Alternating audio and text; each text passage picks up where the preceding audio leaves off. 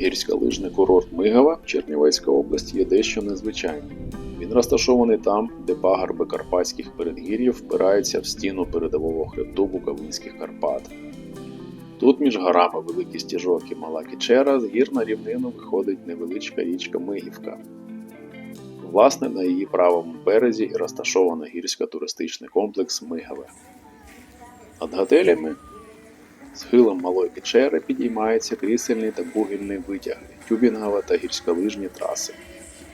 Курорт дуже невеликий, довжина лижної траси трохи перевищує 500 метрів, а перепад висот 115 метрів. Проте він має великий попит, бо траса цікава своїм рельєфом, готелі притягують затишком, а Буковинські Карпати взагалі не мають інших працюючих курортів. Цей курорт незвичайний не тільки своїми розмірами, але й кліматичними умовами. Через розташування у підніжжя гір висотні відмітки тут є мінімальними. Наприклад, початок всіх витягів знаходиться на висоті 500 метрів над рівнем моря, а вершина Малої Кічери, де є верхня станція всіх витягів, всього 745 метрів над рівнем моря. Це накладає відбиток на кількість снігу та тривалість морозного періоду. Коли курорт проєктувався в 2000-х роках, це не було враховано через тодішню достатню суворість буковинського клімату. Проте останніми роками ця місцевість суттєво недоотримує снігових опадів, а взимку тут переважають плюсові температури. Це саме та хвиля потепління, яка ще не повністю дісталася більш високогірних курортів Карпат – Славського, Буковелю і особливо Драгобрату. Проте в Мигова знайшли спосіб, який успішно вдається протистояти кліматичним реаліям. Для роботи взимку не обов'язково мати багато природнього снігу. Головне, щоб мороз приходив хоча б вночі. Це відбувається часто. З долини Мигівки, як з велетенської морозильної камери, кожну ніч витікає морозне повітря з глибини гір. Тоді працівники комплексу розкладають на схилах мережу кабелей та водяних шлангів високого тиску для живлення снігових гармат. Снігова гармата – це установка для виробництва штучного снігу шляхом розпилення води в холодному повітрі з подальшим її замерзанням у польоті. Як і в природі, тут спочатку створюється штучна хмара. Форсунки розпорошують міріади найдрібніших крапельок у повітряний потік, що нагидається потужним вентилятором. Потім, коли водяний пил проноситься через так звані нуклеаційні кільця гармати, в неї впорскується водно-повітряна суміш. Вона формує протосніжинки – центри конденсації. На них налипають у певному порядку молекули води, надаючи їм знайому шестикутну форму кристалів. Закручуючись і переміщуючись, ця суміш вилітає зі снігової гармати, продовжуючи формувати сніжинки вже за її межами.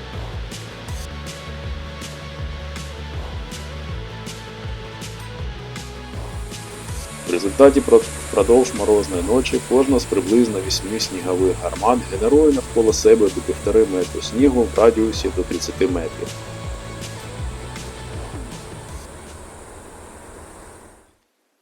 Коли вдень встановлюється плюсова температура і навіть світить сонце, це не відразу псує сніговий покрив. Завдяки ідеально білому кольору промені сонця відбиваються від снігу, як в Антарктиді. Також при проєктуванні курорту було вдало обрано експозицію схилу. Вона є північною, через що отримує значно менше сонця і тепла, проте швидко охолоджується, коли з рівнин дме холодний північний вітер. Але генерація і збереження снігу – це тільки півсправи.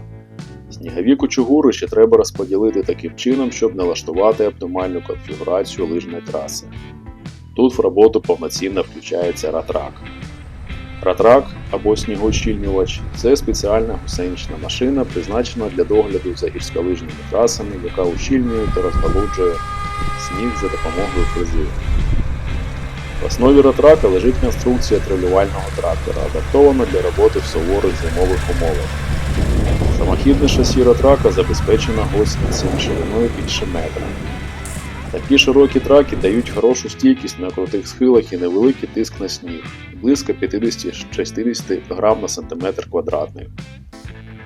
У Північній Америці клас цих машин відомий під назвою Snowcat, а в Європі частіше вживають термін Piste Machine, тобто машина для підготовки лижної траси.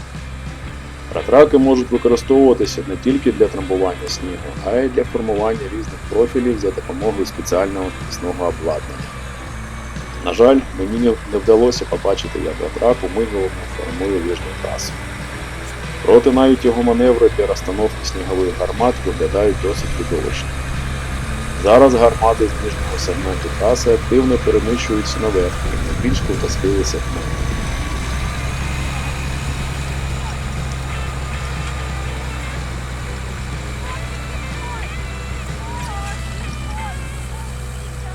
Минулої зими через екстремальну відсутність холоду та снігу працював тільки нижній сегмент, для якого генерували штучний сніг майже за плюсових температур. Проте погодні умови поточної зими значно більш сприятливі, і це дає змогу якісно виконати облаштування всієї траси.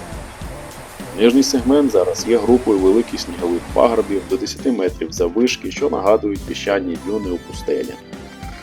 Важко повірити, що вони утворилися в результаті роботи таких компактних снігогенераторів. Сніг в них суттєво утрамбований, розкристалізований до стану фірми. Ратраку прийдеться тут добре попрацювати, щоб розподілити це рівномірним шаром.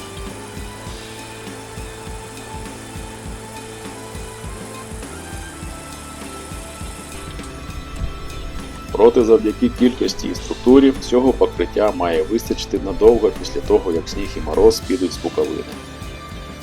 Тож, робота гірськолижного курорту – це системний і важкий труд, іноді з науковими хитрощами щодо збереження снігу. Все це лишається поза увагою відпочивальників, бо виконується здебільшого вночі, але цей процес дуже атракційний і викликає велику повагу. Як бачимо, боротьба за сніг на гірських схилах може нагадувати битву за врожай на сільськогосподарських угіддях. Будемо сподіватися, що цього року гірськолижний курорт виграє це змагання.